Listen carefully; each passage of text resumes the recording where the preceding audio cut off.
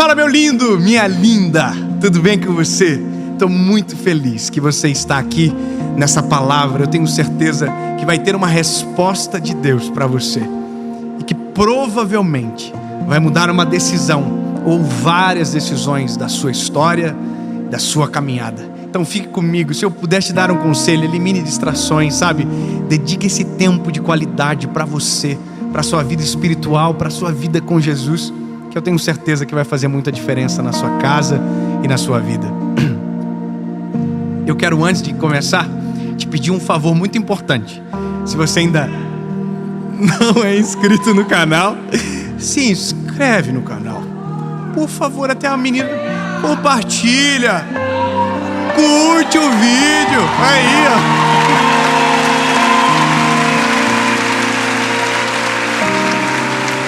Muito obrigado. Tá vendo? O pessoal tá falando aqui, gente. Curte o vídeo, manda pros amiguinhos. Top. Sininho. Tem um sininho. O sininho é importante porque daí você é notificado quando tiver mensagem nova. Quer que tem mais? Likes. Irmão, aí ó, todo mundo sabe. Então você também sabe. Mas só seja humilde, ajuda nós. Vamos pra cima, que agora eu quero ir pra mensagem, que é o mais importante. Vamos embora.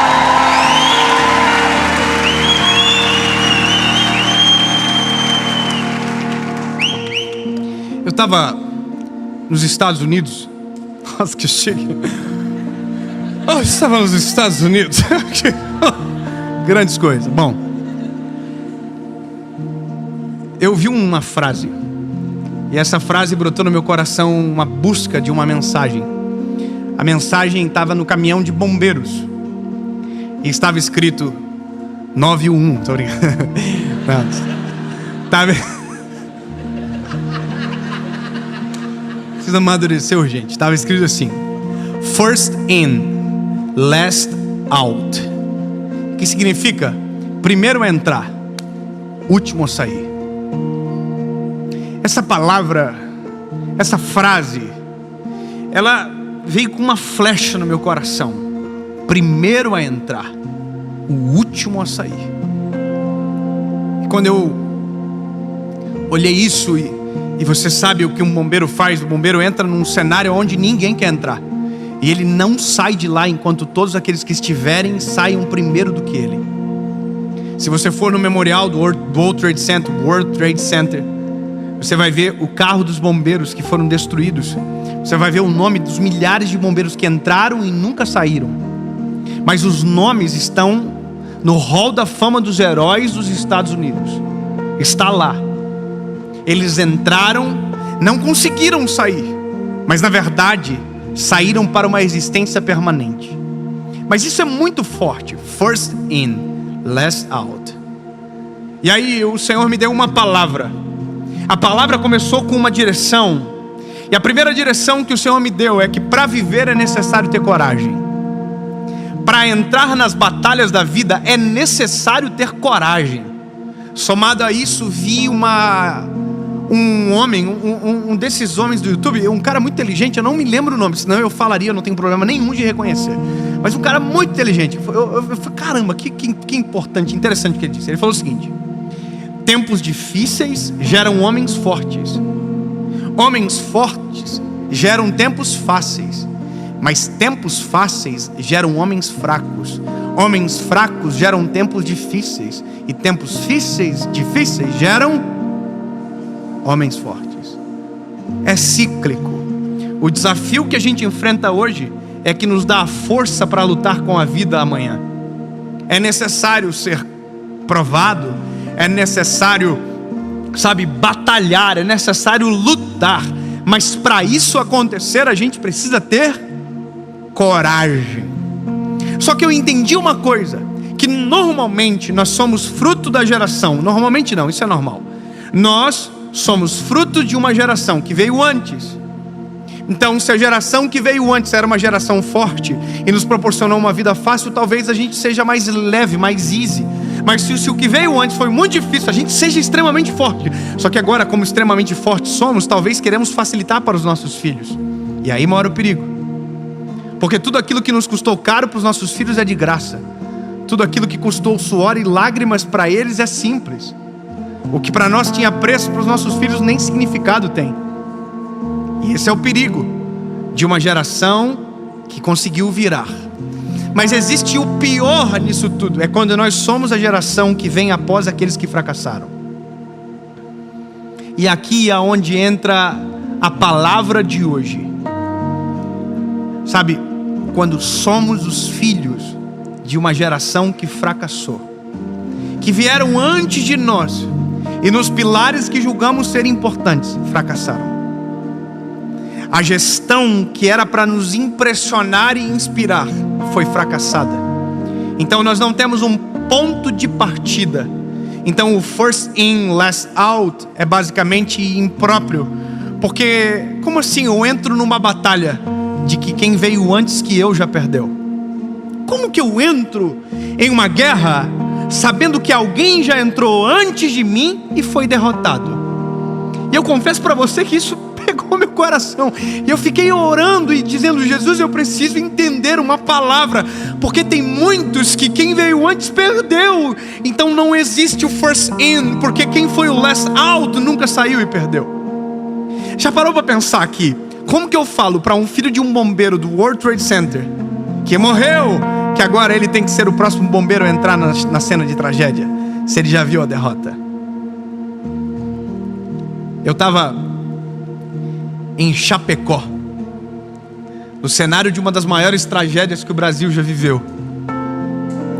E sabe, eu estava sendo entrevistado por um jornalista que perdeu o irmão na tragédia e que era jornalista também. E ele fez a entrevista, ele conseguiu, sabe, compor os sentimentos, ele ficou bem equilibrado, mas quando ele disse muito obrigado aos ouvintes e desligou a transmissão, ele desabou de chorar. Ele me disse: cara, eu estou no lugar do meu irmão, e meu irmão estava no avião que caiu, e ele morreu, ele é uma das vítimas fatais do acidente. Como que eu falo para esse cara? Como que eu falo para ele first in, last out? Como que eu digo para ele que é possível vencer uma batalha que alguém veio antes dele e perdeu? Você está entendendo? Como que eu falo para um filho de um pai divorciado que ele vai casar e vai ser feliz? Como que eu falo para um filho de alguém que o pai fracassou financeiramente, que Deus pode prosperar a vida dele? É difícil. Josué, capítulo de número 1, versículo de número 5. Você nunca mais vai esquecer dessa palavra. Grava ela comigo. Guarda e grava no teu coração. Moisés, não haverá homem capaz de permanecer de pé diante de ti. Deus está falando isso com um homem chamado Josué. Em todos os dias da tua vida, tal como estive com Moisés, assim também estarei contigo. Não falharei contigo, tampouco te abandonarei. Eu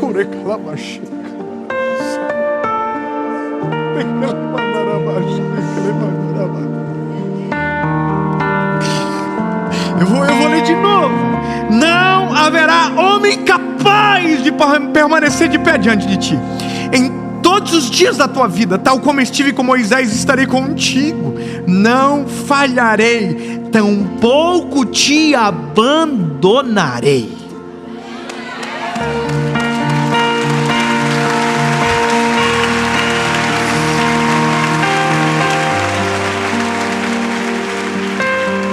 Não tenho eu te ordenado ser forte e de coragem? Não temas, tampouco fique desanimado, pois o Senhor teu Deus é contigo por onde quer que fores. Verso 11: passai pelo meio do acampamento e ordenai ao povo dizendo: preparai as vossas provisões, pois em 3 dias atravessareis sobre esse Jordão, para entrardes na posse da terra que vos dá o Senhor vosso Deus, e nós não estaremos sozinhos. Eu vou te dizer por que eu não consigo ler isso sem chorar. Porque eu sei a história anterior. A história anterior é: ninguém havia entrado na terra prometida. A geração de Moisés fracassou. Deus não fracassou com eles, Deus não desamparou eles, Deus não abandonou eles. Deus sempre esteve presente, mas eles fracassaram com Deus. Eles abandonaram a Deus, eles se viraram contra Deus, eles desobedeceram a Deus. Portanto, andaram 40 anos no deserto e nunca chegaram na terra prometida. E agora Deus tem que pegar no meio das cinzas um rapaz. A verdade não é um, é dois: Josué e Calebe. Só que como você pega das cinzas alguém que viu a destruição e agora você diz: contigo eu vou ser fiel, sendo que com os outros ele também havia sido? Entende? Como que eu chego para alguém e digo: na tua vez vai dar certo, contigo não vai acontecer igual? A destruição que os teus olhos viram não será a realidade da tua casa. Como? Pois bem, é por isso que eu amo a palavra, porque a palavra ela é poderosa, e tão poderosa a ponto de ignorar o nosso ponto de partida e nos fazer acreditar somente no ponto de chegada. É como se Deus olhasse para mim e para você dizendo assim: não importa o que você viveu até agora, não importa de onde você saiu, não importa quem é seu pai, não importa quem é sua mãe, não importa se quem veio antes de você fracassou, não importa se quem veio antes de você perdeu, não importa o que aconteceu. Eu não estou ligando para o teu passado, eu estou te apontando para o teu futuro, e o teu futuro independe do teu passado. O teu presente é importante, o teu passado irrelevante, o teu futuro uma realidade breve que vai chegar.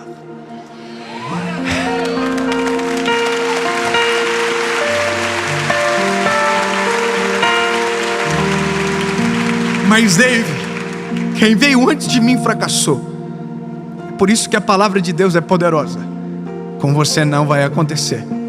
Da sua vez, se os princípios forem respeitados, se você não abandonar Deus, se você não virar as suas costas para Ele, com você não vai acontecer. Ele não vai te desamparar, tampouco te abandonar. Ele estará contigo por onde quer que você fores. Lembra lá do início: Abraão, aonde tu colocar a planta dos teus pés, eu abençoarei. Olha para as estrelas do céu. Lembra, sai da tua terra, da tua parentela, que eu te mostrarei. Mas David, as cinzas são a minha realidade. Então entenda, as cinzas eram a realidade de Josué. Só que chega uma hora que a gente vai ter que entender que se a gente quiser desistir, o caminho é fácil demais.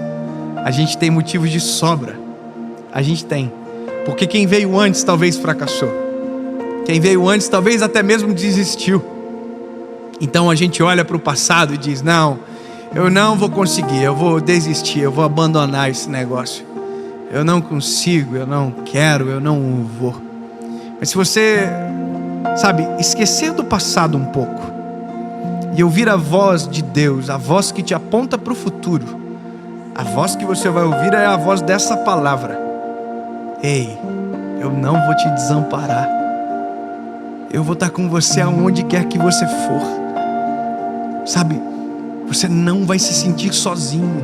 Seja forte, corajoso, que tudo aquilo que alguém que veio antes não conseguiu será a tua realidade. Entenda, não é motivação, é a promessa da palavra. O fato de alguém que veio antes desistir não fez Deus desistir de quem veio depois. Olha que poderoso isso. Quem veio antes desistiu. Deus não desistiu da sucessão de quem desistiu.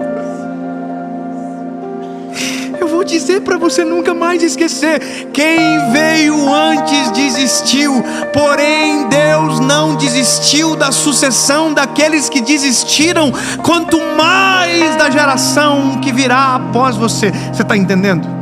Deus não está preocupado com o teu ponto de partida, porque Deus já conhece o teu ponto de chegada. Deus não está preocupado com a tua geografia, porque Deus já conhece o teu endereço final. Ao invés de você começar a olhar para trás e viver preso naquilo que aconteceu, comece a mirar naquilo que os seus olhos ainda não enxergam, mas que a sua fé te faz crer de todo o coração. Declare sobre você, em nome de Jesus.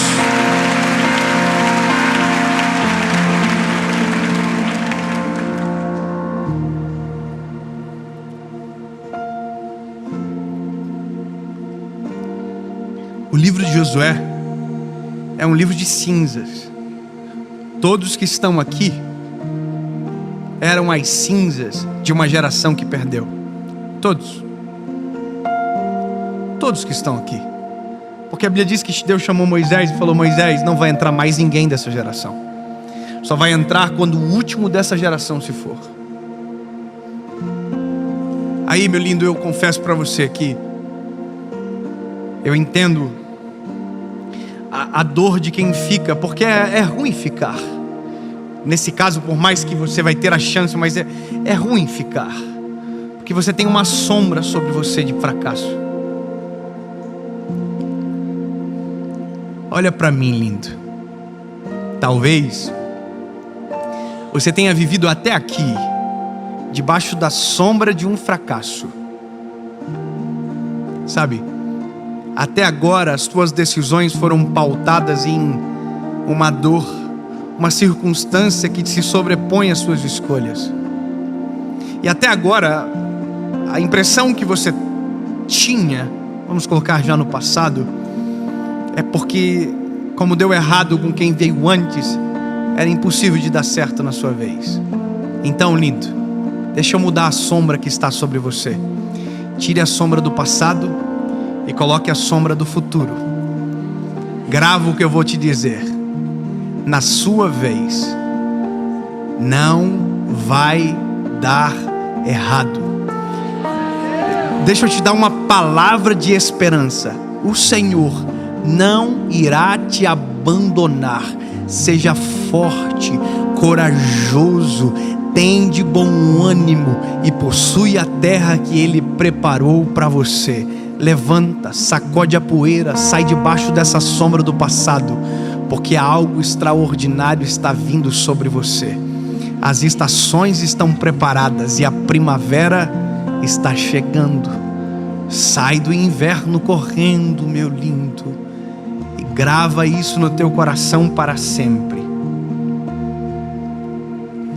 Sê forte e tenha coragem, pois eu te ajudo. Eu não vou te desamparar, tampouco te abandonar. Entenda, o problema de quem veio antes não foi a falta de Deus. Não esquece, não coloque na conta de Deus aquilo que Ele não tem culpa. Então você já sabe o que não deve ser feito. A minha esperança com você é que você entenda que a vida é um first in, last out. E que por mais que você não queira ser o primeiro a entrar, a vida vai te colocar em algumas coisas que você vai ter que entrar. Mas agora, lindo, você já entrou. Não para no meio da caminhada. Não saia sem o hino de vitória cantando no peito, sabe? Não desista. Você entrou no casamento, não desista do teu casamento. Você teve filhos, não desista dos teus filhos. Não desista do seu trabalho, não desista do seu chamado, não desista da sua profissão, não desista de construir um legado. Você já entrou na guerra, você já está no meio do incêndio. Portanto, agora é first in, last out. Você só vai sair quando o fogo parar. Você só vai sair quando o seu casamento for reestabelecido. Na verdade, você nunca mais sai, aí é para sempre, bebê. Mas você só vai parar de lutar quando a vitória chegar. Em nome de Jesus. Amém.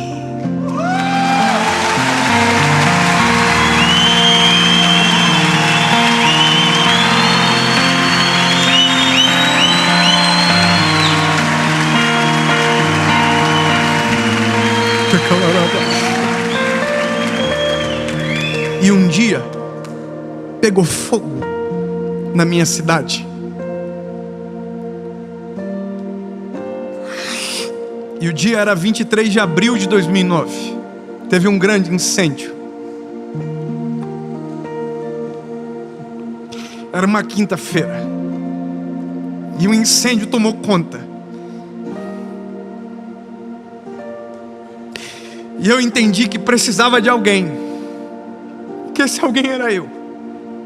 Eu era o menos indicado. Eu não tinha nenhuma aptidão. Mas não tinha como fugir. O incêndio começou na minha frente. Eu vi.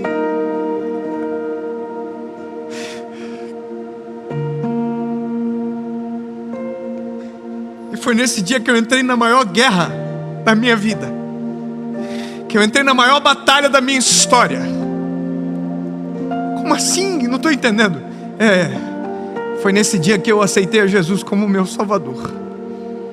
First in. Eu entrei no meio do incêndio. Só que só que eu peguei fogo.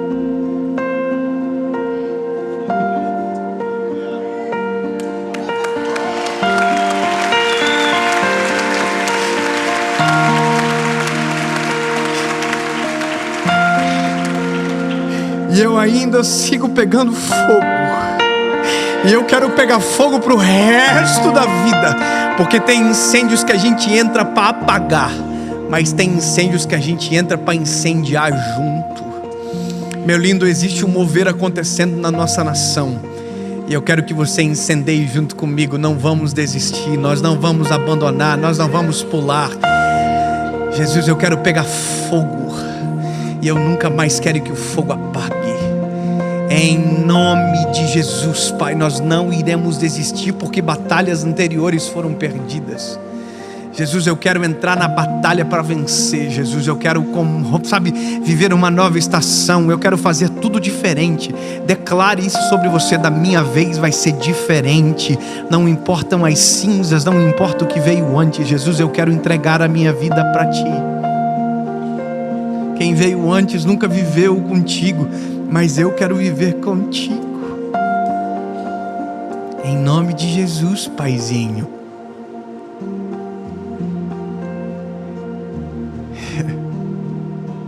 Em nome de Jesus, Papai. Nós vamos entrar e só vamos sair quando acabar. Em nome de Jesus. Amém.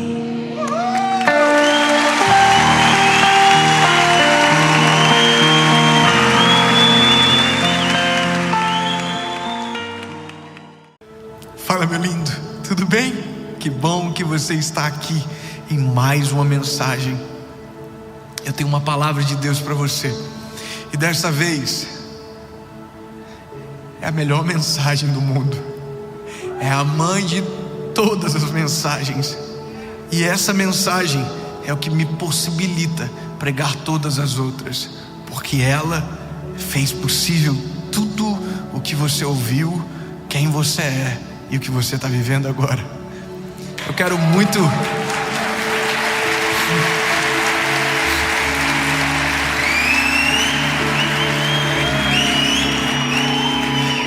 fica comigo até o final, você vai entender.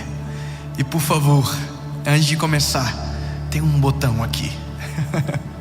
Eu não sei fazer isso direito. Eu queria poder te convencer que esse é o melhor caminho, que é dar um joinha no vídeo. Mas eu sei que se você está com a gente, e se nós estamos de alguma maneira abençoando você, você vai ter prazer em fazer o que eu vou te pedir. Curte o vídeo, isso faz a mensagem ir mais longe. Não esquece de comentar e manda para o máximo de pessoas que você puder. Se você ainda não é inscrito no canal, se inscreva, ativa o sininho. Toda segunda-feira tem uma mensagem de Deus para você. Vamos para o vídeo? Carta de Paulo aos Romanos, capítulo de número 5, versículo de número 6, diz: porque estando nós ainda sem força, Cristo ao seu tempo morreu por nós. pois dificilmente alguém morrerá por um homem justo. Talvez alguém ouse morrer por um homem bom, mas Deus demonstra o seu amor para conosco, em que, sendo nós ainda pecadores, Cristo morreu por todos nós.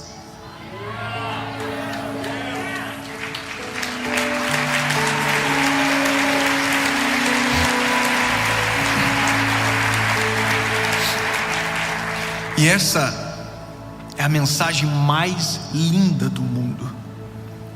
Essa é a mensagem mais simples do mundo. Você consegue conceber que a mensagem mais linda é carregada de tanta simplicidade? Ou que a simplicidade existe tamanha beleza a ponto de nos não deixar esquecer? Porque essa mensagem, ela foi idealizada, construída há 2021 anos atrás. Que loucura isso! Só que essa mensagem, ela é tão exuberante, tão extraordinária, que mudou o mundo que nós conhecemos em antes e depois. Essa mensagem, ela é tão extraordinária que até quem não crer, que não acredita na divindade de Jesus, se apaixona pelo enredo da história. Que até quem tenta provar que ela não é real só consegue falar dela.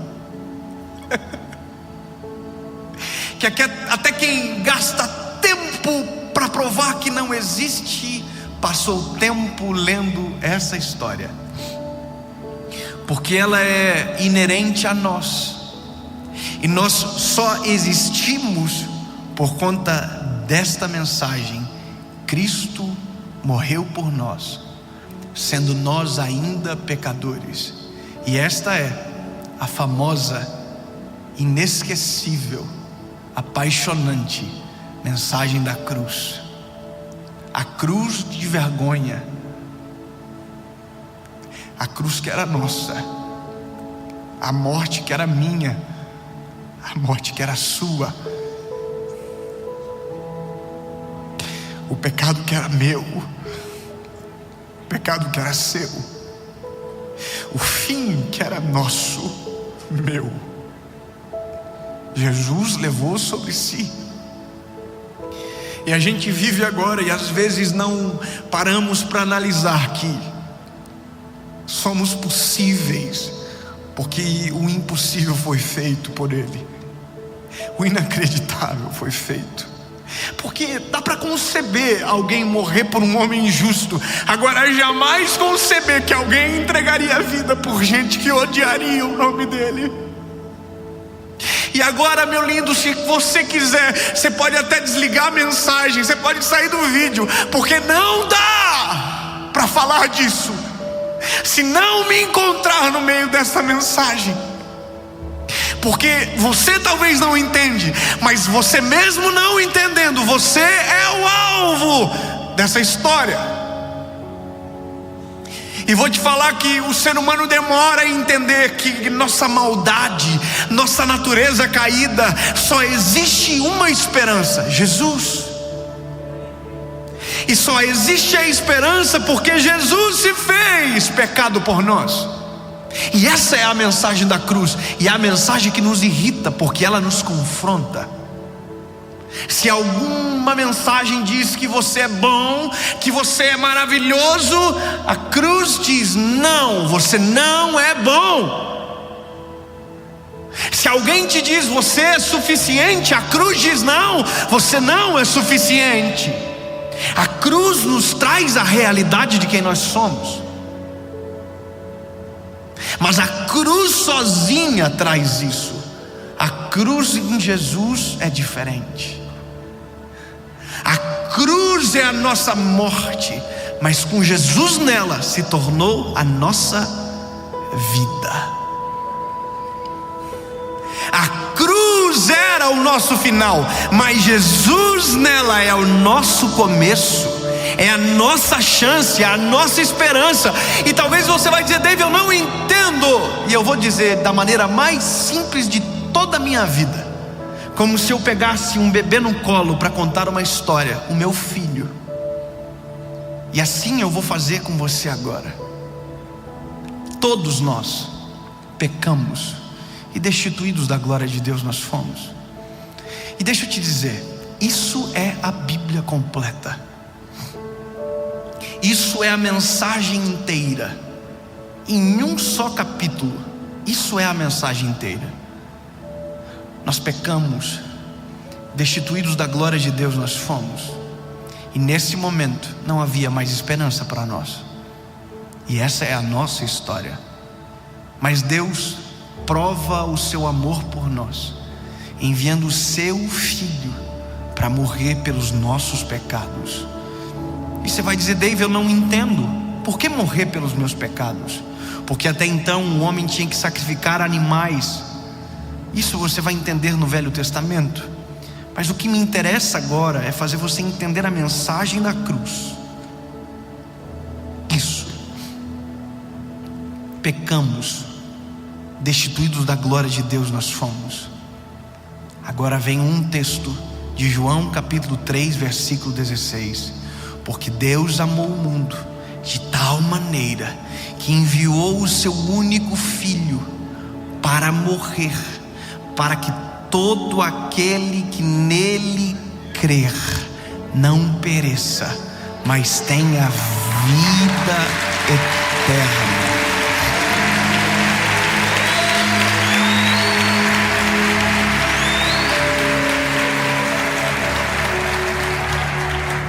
Então agora eu começo a entender que aqui foi construído um plano de salvação. Exatamente. Cristo veio não para fazer show em Jerusalém. Cristo não veio para ser famoso na Judéia. Cristo veio para salvar o homem de si mesmo e da morte eterna. E por isso foi para a cruz. E por isso chamamos ele de o Cordeiro de Deus, que tira o pecado do mundo.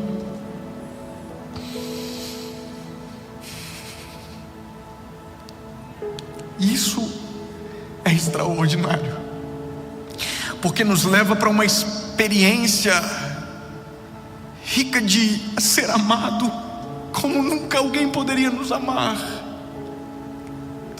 de ser enxergado como nunca alguém poderia nos enxergar. E por isso que se passaram 2021 anos e ainda nós estamos dizendo: Jesus, nome sobre todo o nome, Jesus, Jesus, Jesus, no seu nome há poder, nome sobre todo nome, name above all name,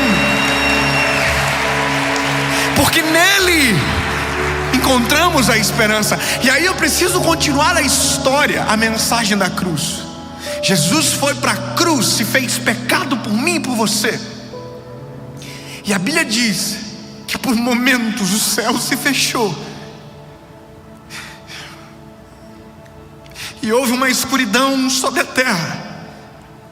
E naquele momento Jesus se fez pecado por nós.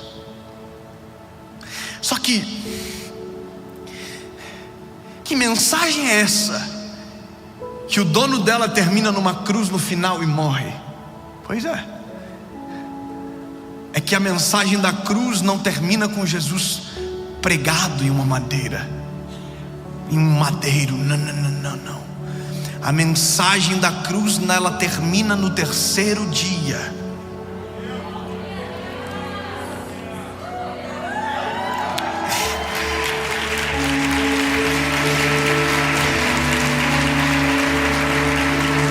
Termina no terceiro dia para começar a minha história. Eu vou te dizer uma coisa: toda a história de amor que o homem escreveu, inventou, a morte no final destruiu. Se você ler romances como, por exemplo, Tristão e Isolda, que amor lindo, a morte destruiu.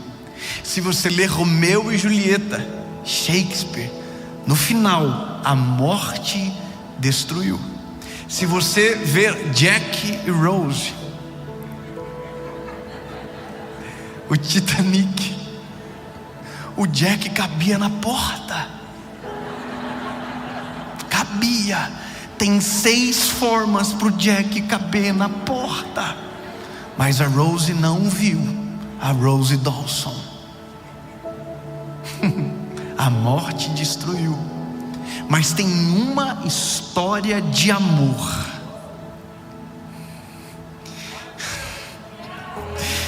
que é o amor mais extraordinário, a mensagem mais linda do mundo, que a morte pensou que venceu. Em um dia a morte venceu, no segundo dia a morte pensou que tinha vencido, mas no final do terceiro dia a vida, o amor venceu para sempre. Ó morte,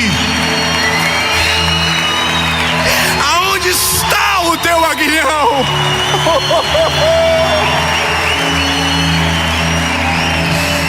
Sabe, nós demoramos muito para entender que a história de amor mais incrível do mundo, o alvo do amor, somos eu e você, amados pelo Pai, sendo nós ainda pecadores. Deus prova o nosso amor para conosco, entregando o seu único filho na cruz do Calvário, para que eu e você pudéssemos ter vida e vida eterna.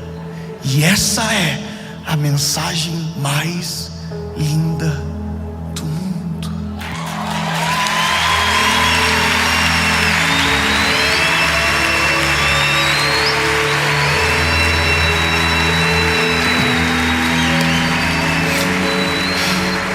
Mas sabe, essa mensagem, ela provoca 3 coisas.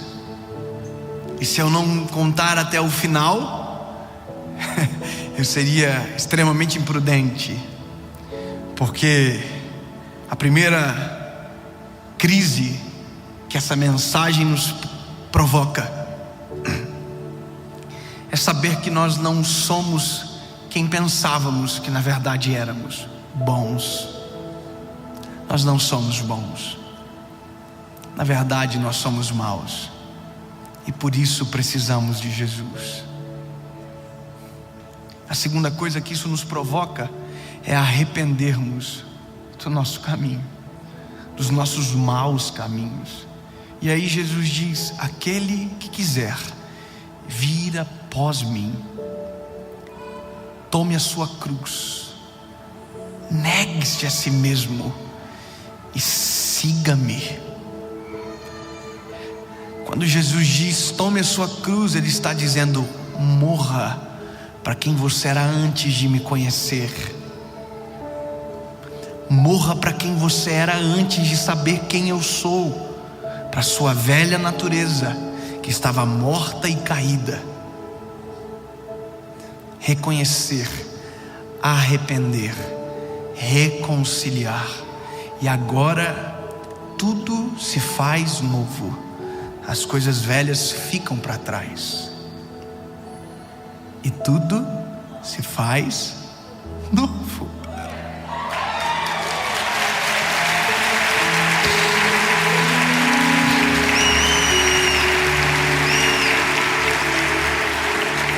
Porque não há condenação para aqueles que estão em Cristo Jesus. Nada poderá nos separar do amor que está em Cristo Jesus.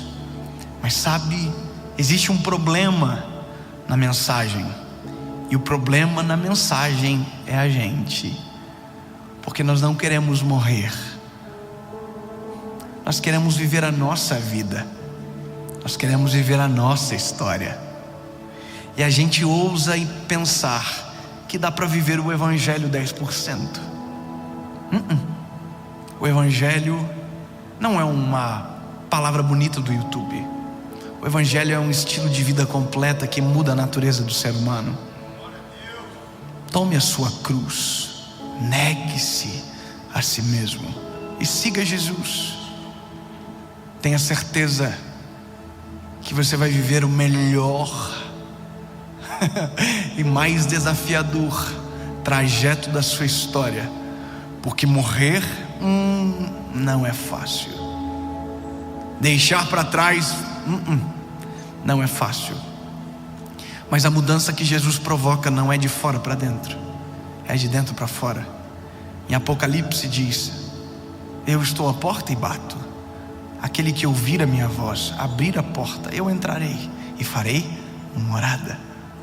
É possível viver a mensagem da cruz na sua totalidade, mas para isso você precisa reconhecer quem você é, reconhecer quem Jesus é, se arrepender dos seus maus caminhos e se entregar de maneira completa para Jesus. E a mensagem mais linda do mundo termina com a decisão mais importante da sua história.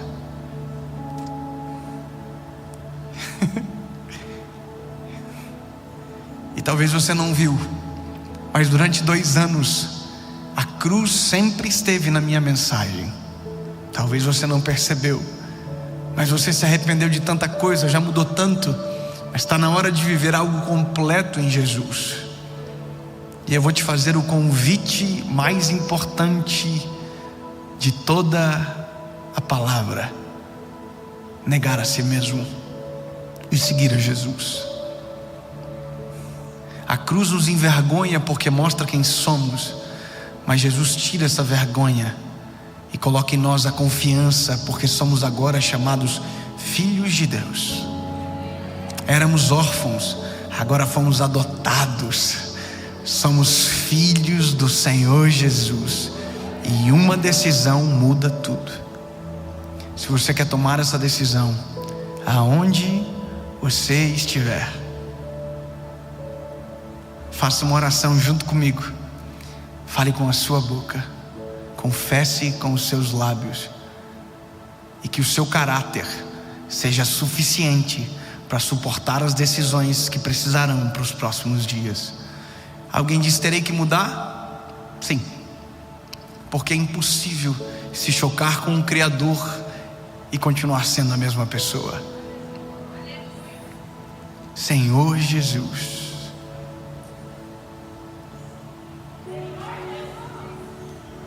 aleluia.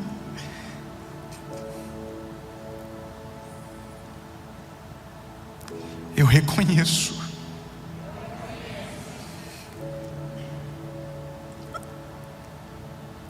que sou pecador. Eu reconheço que não sou nada sem a tua presença. Tu és o meu único, legítimo e suficiente Salvador. Perdoa os meus pecados. Eu me arrependo dos meus maus caminhos. Escreve o meu nome no livro da vida, e a partir de hoje eu nunca mais serei o mesmo. Em nome de Jesus.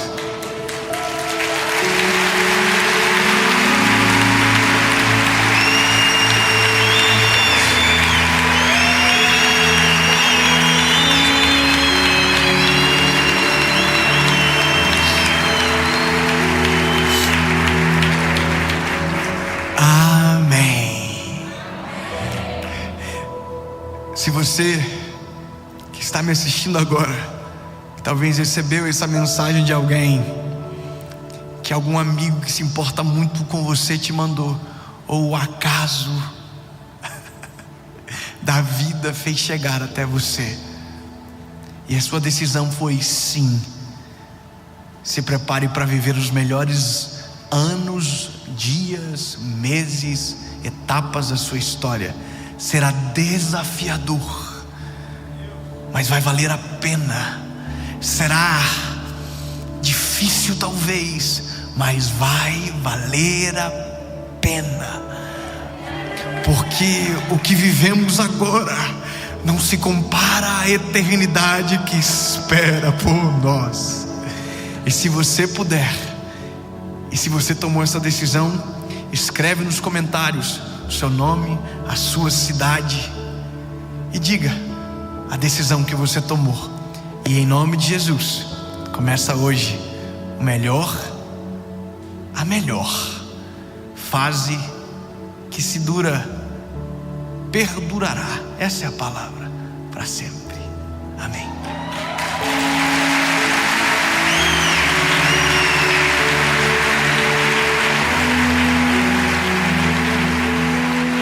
Fala, meu lindo! Meu lindo, minha linda! Aleluia! É lindo! Eu tô feliz de estar aqui com você. Coisa linda, coisa fiel. Ei, lindo, grava isso que eu vou te dizer. Deus tem um plano com você. Eu quero que você grite no Uber, no ônibus, quero que você diga: yes! Deus tem um plano comigo. Exato, você não é um acaso, você não é um acidente da história. Deus sonhou com você antes de você se formar no ventre da tua mãe. Há um projeto de Deus com você. E Deus não tem filhos favoritos, Deus tem filhos que amam a Ele e colocam Ele no centro da sua vida. Então eu quero dizer para você: o plano de Deus é perfeito e Ele não será frustrado. E isso é só para que você entenda. Não importa absolutamente nada. Se tiver um plano, o plano vai acontecer. Amém? Antes de a gente ir para essa mensagem, eu quero só te pedir uma coisa muito importante. Você pode ser apenas um espectador, mas a gente não é mais um canal do YouTube há muito tempo. Nós já somos quase 11 milhões de pessoas aqui no YouTube.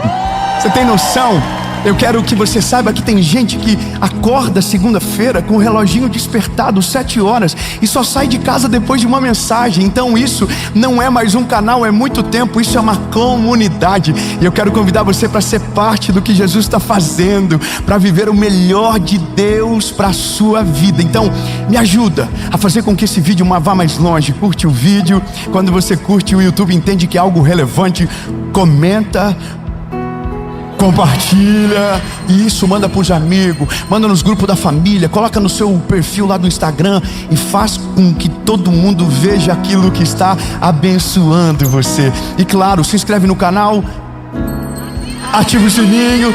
Toda segunda às 7 horas da manhã tem uma palavra de Jesus para você aqui, uma palavra de esperança, de fé, sabe, que vai colocar você para cima, sangue nos teus olhos, paixão por Jesus. E quinta-feira nós temos uma mentoria de vida, direção, maturidade para a sua fé, 7 horas da manhã. E no SBT, exatamente isso. Olha o que Deus está fazendo para o Brasil inteiro. 7:30 da manhã tem o Bom Dia Esperança. Então eu quero que você seja parte. Vamos viver isso junto. E por último, eu quero convidar você a ser parte da nossa associação evangelística. Deus tem feito coisas lindas. Nós acabamos de inaugurar uma escola lá no Paquistão. Você tem noção? Crianças que eram escravas das fábricas de tijolos agora estão estudando, sendo cuidadas. E o nome da escola é Preach. Preach significa pregar. Elas estão sendo alcançadas pelo Evangelho de Jesus. E eu quero que você seja parte disso. Você pode ser um voluntário, você pode ser um aconselhador, um capelão, um doador. E todas as informações que você precisa estão aqui abaixo. Entra no Instagram da nossa associação e você vai ver tudo o que Jesus está fazendo. E agora eu só tenho um convite para você. Vamos pro vídeo.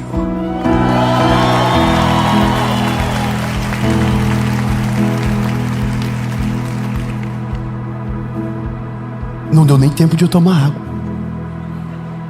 Vocês cansaram? Não pode cansar não. Se tiver alguém velhinho perto de você, diga: não cansa não.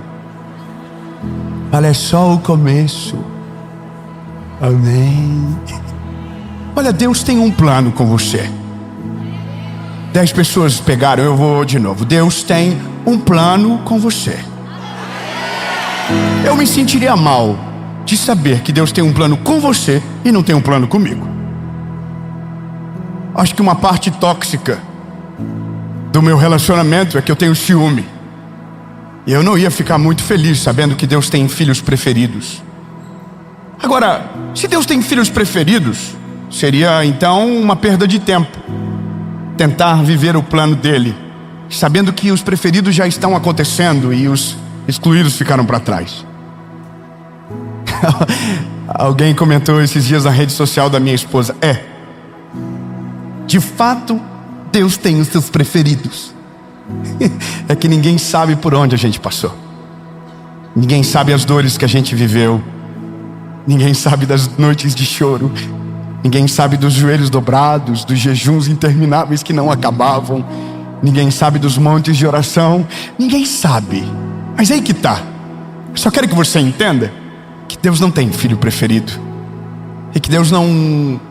Você não é um acidente. Deus sabia desde o começo. Só tem uma questão. É que às vezes me parece que há um suspense de Deus. Sabe?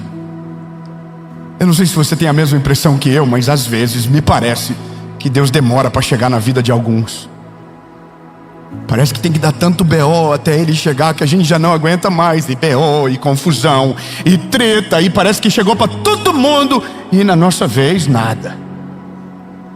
Até o ponto que a gente começa a acreditar que já era. Sabe? Já era, tarde demais para viver esse negócio de evangelho. Hoje um direct que me tocou na hora certa. Como Deus é bom. Uma senhora comentou para mim no meu direct e eu vi por um acaso.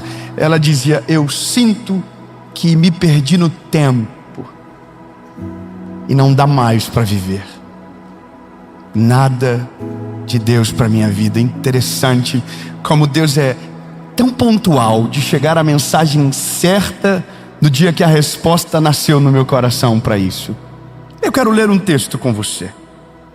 Evangelho de Jesus, conforme escreveu o Mateus, capítulo de número 27, versículo de número 39, diz o seguinte: e os que passavam insultavam ele, sacudindo a sua cabeça e dizendo: tu que destróis o templo em 3 dias e reedificas, salva-te a ti mesmo. Se tu és o Filho de Deus, desce da cruz. De igual modo também os principais sacerdotes, zombando com os escribas e anciãos, diziam: aos outros salvou, e a si mesmo não pode salvar. Se és o rei de Israel, desça agora da cruz. Vai, desce. Você não é o rei dos judeus, você não é o Messias, você não salvou todo mundo, você não curou leproso, curou cego, paralítico. Desce da cruz. Ei, desce. E Jesus está ouvindo isso calado. E aí, bom, eles estão dizendo: se você descer, a gente acredita em você. Quem vive o plano de Deus não precisa provar para ninguém que está no plano de Deus. Quem vive no plano de Deus não depende de aprovação de alguém e que alguém acredite. Quem vive o plano de Deus confia na direção de Deus e ponto. Então o que alguém diz não importa. O que alguém, sabe, a aprovação de alguém não muda o cenário do filme. Jesus está na cruz ouvindo tudo isso, sendo humilhado, zombado, envergonhado, chicoteado, machucado. Pediu água e deram vinagre. Humilharam aquele que curou leprosos, curou paralíticos, deu vida aos cegos, ressuscitou pessoas do mundo dos mortos. Lázaro estava morto 4 dias. Ele chegou e chamou Lázaro para fora. A mulher tinha um fluxo de sangue há 12 anos. Ele chegou e o fluxo de sangue cessou. Chamou ela de filha. A filha do Jairo morreu e ele ressuscitou. O cego Bartimeu não via e agora vê. Os 10 leprosos não eram acessíveis ao templo, não podiam porque eram impuros e agora foram curados. O paralítico do tanque de Betesda, 38 anos, não conseguia andar. Jesus chegou e ele começou a andar. A mulher, sabe, a mulher do poço de Jacó, estava perdida e Jesus deu direção a ela. Ele curou, ele fez, multiplicou pão, peixe, fez tudo, vivendo o plano de Deus. E agora, esse homem que está na cruz, é esse homem que está todo manchado de sangue, é esse homem que está todo cortado de chicote, é esse homem, era o nosso Salvador. Eu não consigo falar disso sem me doer. Eu não consigo tentar imaginar isso sem saber que era inocente, completamente inocente, e agora está no meio de 2 ladrões. Era um homem que foi trocado por um bandido. Soltaram Barrabás e colocaram ele. Isso era um símbolo, era um sinal. Provavelmente pessoas que foram curadas por ele estão no meio da multidão dizendo: solta Barrabás. Só aguenta isso quem está vivendo um plano maior. Só sobrevive a isso quem sabe que Deus está fazendo algo maior. Só resiste quem sabe que Deus está no controle. Só aguenta quem entendeu que nem sempre o plano de Deus nos leva para um mar de rosas, mas às vezes Ele nos leva para o meio de um deserto dolorido, mas porque o final será muito maior do que o começo. Só aguenta quem entendeu que Deus está no controle e ponto. É fácil? Não. Não é fácil. Dói demais, dói demais. Só que aí ainda há uma esperança. Qual é a esperança? Alguém vai tirá-lo da cruz. Os 12 discípulos vão começar uma rebelião, vão se voltar contra os soldados romanos, vão gerar um motim de convencimento no meio da multidão que pediu para que Barrabás fosse solto. Mas a Bíblia diz que enquanto tudo isso está acontecendo, um discípulo está negando, o outro está recebendo 30 moedas de prata. Até quem era para estar junto está longe. Você entende a loucura do negócio? E Jesus está na cruz. Só que eu quero que você lembre, toda vez que eu falar uma coisa dolorida, diga: mas Deus tem um plano. Então eu vou falar de novo, Ele está na cruz. Pedro está negando Ele. O chicote está cantando. Deram vinagre ao invés de água. A situação da sua vida saiu do controle.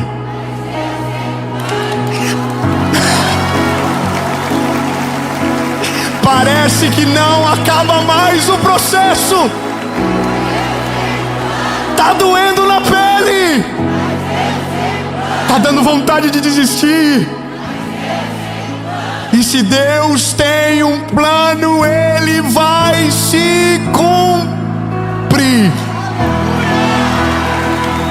Aleluia, aleluia. Só que de repente ouve-se um grito na cruz, e o grito foi: está consumado. É lindo, está consumado. Deus meu, por que me desamparastes? E de repente o sopro de vida saiu dele e ele desfaleceu. A Bíblia diz que houve um terremoto na terra, mortos ressuscitaram de seus sepulcros. Você sabia que tudo isso aconteceu no dia que Jesus morreu? Quando ele morreu, houve um grande temor na terra. O céu escureceu, mortos se levantaram dos seus túmulos, e aqueles mestres da lei começaram a dizer entre si: ele era de fato o Filho de Deus. Só que parecia tarde demais.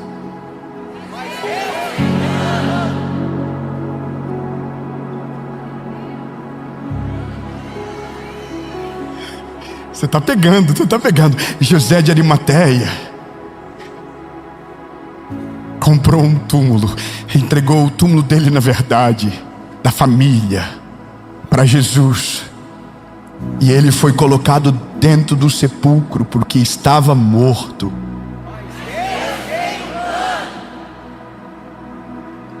Aparentemente não há mais o que fazer. Vamos mudar o argumento. A gente vai dizer: ainda é apenas sexta-feira. Sábado, ele ainda estava no sepulcro. Diga: ainda é sábado. Se tiver alguém desavisado perto de você, fala assim: domingo acontece um lance maravilhoso. Não, fala pra pessoa. Às vezes a pessoa: nossa, o que acontece, será? Eu não assisti essa temporada do The Chosen ainda. Diga, no terceiro dia aconteceu algo extraordinário.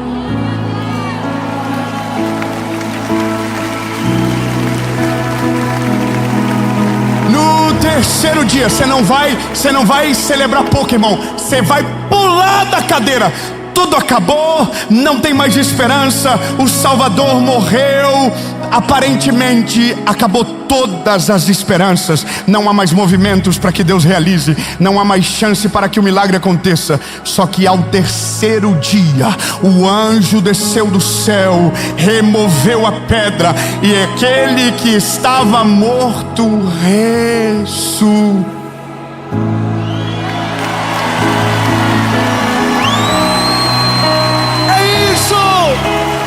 Eles não falaram que era o fim, mas para nós era o começo. A morte não teve poder para parar. Aonde está a morte, os teus agrilhões? Você não conseguiu parar, não deu conta. Jesus está vivo. Diga: Jesus está vivo. Jesus está vivo. Elido, comenta aí: Jesus está vivo. Jesus está vivo. Se você for lá em Israel, depois que esse rolê todo passar de guerra, você vai no túmulo dele. Você vai entrar e tem uma placa no lado esquerdo, está escrito assim: He is not here, He is risen. Ele não está aqui, ele já ressuscitou. Então grave isso. Sempre haverá mais uma chance.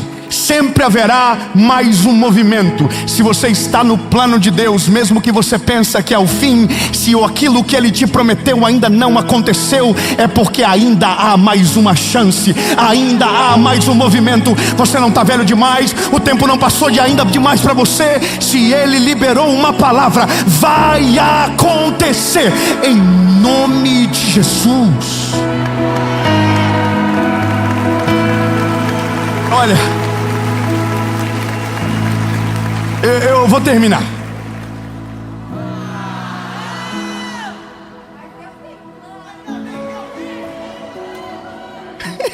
Eu achei estranho agora. Se ele já ressuscitou, a mensagem já não precisa de mais argumento. Aí eu sei que você está pensando: nossa, mas ele é o Filho de Deus, e eu? Porque aqueles que o reconheceram foram chamados filhos de Deus. Fala pro irmãozinho perto de você, fala: você foi adotado. Sabe aquilo que a gente fala pro irmão mais velho para provocar pro irmão mais novo? Você foi achado no lixo. Todo irmão mais velho já disse isso. Você foi achado no lixo, você foi adotado. Eu fui achado no lixo e eu fui adotado.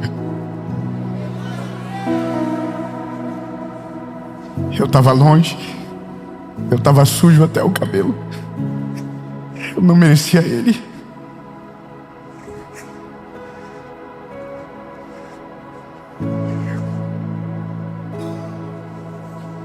Mas Ele me olhou. Ele escolheu me amar. Ele escolheu me amar. Ele morreu por mim quando eu ainda era um lixo, um pecador, sujo, imundo. Ele escolheu nos amar. Ele escolheu nos amar. O amor da adoção, ele é diferente, porque ele é uma escolha, e Ele escolheu nos amar. Ele escolheu me amar. Ele não só me amou com amor profundo, Ele não foi só com palavras, Ele deu a vida para que eu pudesse ter a vida que eu tenho hoje. Ele morreu a minha morte para que eu tivesse a vida dele hoje. Ele escolheu me amar. Eu não escolheria me amar, mas Ele escolheu me amar. Você não amaria você sabendo quem você é, mas Ele escolheu te amar. E tem um plano com você. Ele tem um plano com você. E você acha que talvez não tem mais expectativa, mas eu quero que você saiba: sempre haverá mais um movimento de Deus. Existe uma obra de arte chamada Checkmate. É uma obra de arte que está em um desses museus da Europa, aonde na figura existe o homem e o diabo jogando xadrez. Nessa obra de arte, um anjo está olhando de maneira triste, porque aparentemente o diabo havia vencido e já não havia mais nenhum movimento para que o homem pudesse vencer aquela batalha. Mas um determinado dia, um dos maiores enxadristas do mundo, contemplando a obra, ficou paralisado na frente, em crise. O curador do museu chegou para ele e disse: o que foi que você está vendo? Ele disse: olha, ainda tem um movimento para o homem no xadrez. Não, você não pegou. Ei, quem desenhou pensou que não havia mais nenhum movimento. Quem viu aquela tela durante muito tempo acreditou que não havia mais nenhuma chance para o homem, e por isso havia uma desistência clara no olhar do homem. Só que o enxadrista olhou e disse: ainda há mais um movimento. Deixa eu falar uma coisa para você que pensa que não tem mais o que fazer. Deixa eu falar algo para você, para reacender a chama do teu coração, que acha que o tempo já passou demais para você e é tarde demais. Não tem esperança, não tem mais chance. Ei, ainda há mais um movimento de Deus na sua história, e se Ele mover uma peça, Ele fará você vencer. Aleluia! Ainda há uma chance. A chance. Eu me empolgo, desculpa. Acho que é que eu sei o que é uma segunda chance.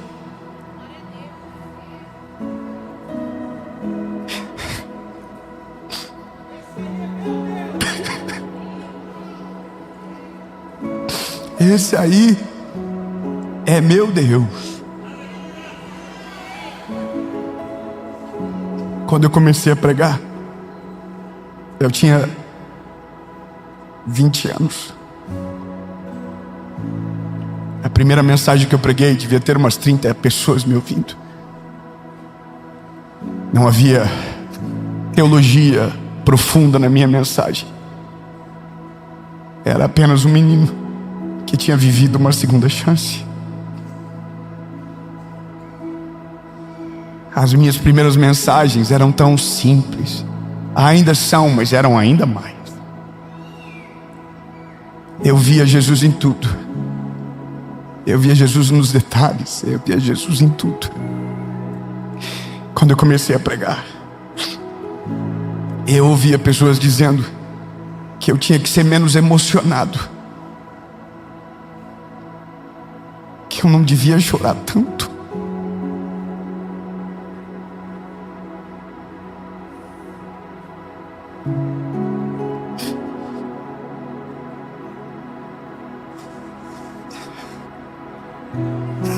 As pessoas falavam que eu precisava ser mais maduro na fé. Eu era muito menino. Um dia alguém fez um vídeo lá no começo, dizendo que era para ter cuidado com essa fé infantil de pedir pedir para tudo, tudo para Deus, porque tinha ouvido uma mensagem minha que eu havia dito que até para atravessar a rua eu orava pedindo direção. Mas era o meu começo. Mas o que as pessoas não sabem é que quem um dia perdeu toda a esperança e viveu uma segunda chance de Deus por causa do plano que Ele tinha, não consegue se acostumar com isso. Eu não consigo me acostumar. Eu vou viver uma vida inteira pregando sobre Jesus e eu nunca vou me acostumar com essa mensagem. Eu nunca vou me acostumar com as mãos que se levantam. Eu nunca vou me acostumar com os milagres que vivo na minha casa. Eu nunca vou me acostumar. Quando alguém me encontra no aeroporto, quando alguém me encontra em qualquer lugar e diz: meu casamento foi restaurado, eu nunca vou achar normal. Porque eu creio no Deus das segundas chances. Eu creio num Deus que nunca perdeu o controle da nossa história. Eu creio num Deus que tem poder sobre tudo, sobre tempestades, sobre caos da nossa vida. Eu creio num Deus que não nos abandona. Eu creio num Deus que mesmo quando a gente vai longe, vira as costas para Ele, Ele não para de nos amar e não desiste da gente. Eu creio num Deus que mesmo quando a gente fica todo bravinho, dizendo que Ele nos abandonou, mesmo assim Ele permanece nos amando e não desiste da gente. Eu creio num Deus que nunca perde o controle da nossa história. Eu creio num Deus que mesmo quando tudo aparentemente está dando errado, Ele está orquestrando todas as coisas, porque está nos preparando para algo poderoso, que um dia a gente vai olhar para trás e vai dizer que valeu a pena. Eu creio nesse Deus que nunca perdeu o controle. Sabe?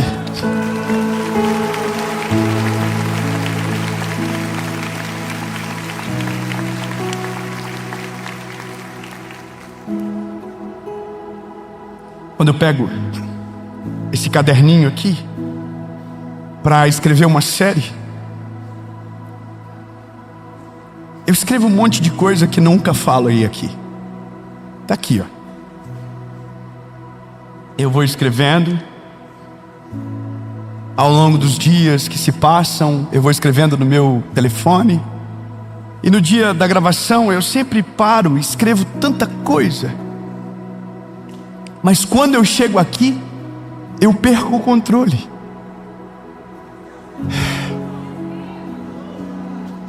Eu vou te falar algo difícil de entender, mas é importante.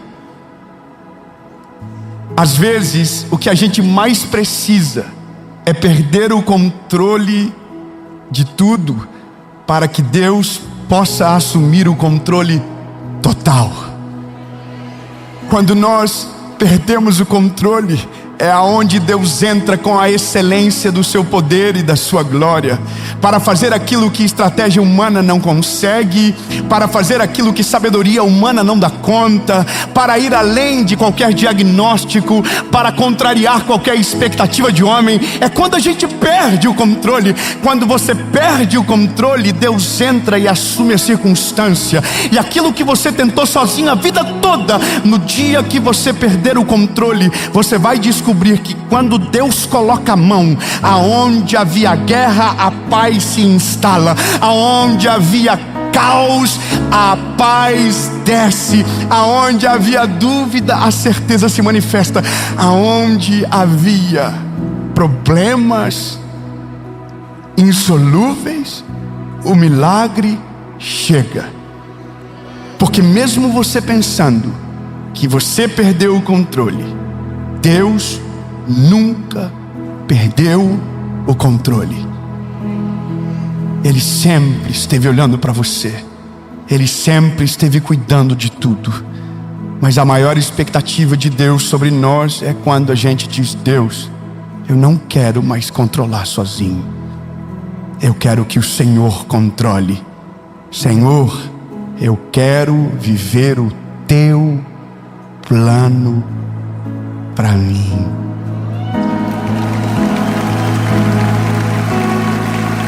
Aí a gente perde o controle. Escrevi tanta coisa linda aqui.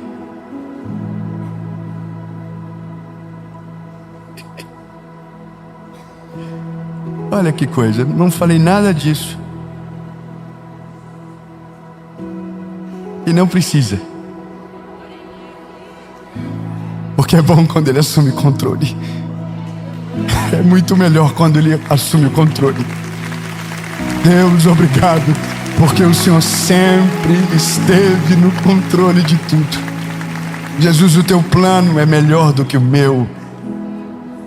Os teus sonhos são melhores do que os meus. Ei, reconheça isso. Os planos de Deus são melhores do que os seus. Jesus, os teus planos são melhores do que os meus. Obrigado por cuidar de mim. Obrigado por não me abandonar. Obrigado por não desistir de mim. Obrigado, Jesus, porque Tu é tão maravilhoso que vivendo uma vida toda te agradecendo não será o suficiente, porque nunca conseguiremos pagar o amor que o Senhor nos entregou. Jesus, no meio do caos da nossa história, assume o controle completo da nossa vida, das nossas decisões, da nossa família, dos nossos filhos, dos nossos negócios. Em nome de Jesus, Pai. Mesmo que pareça o fim, ainda há uma chance. Em nome de Jesus. Amém.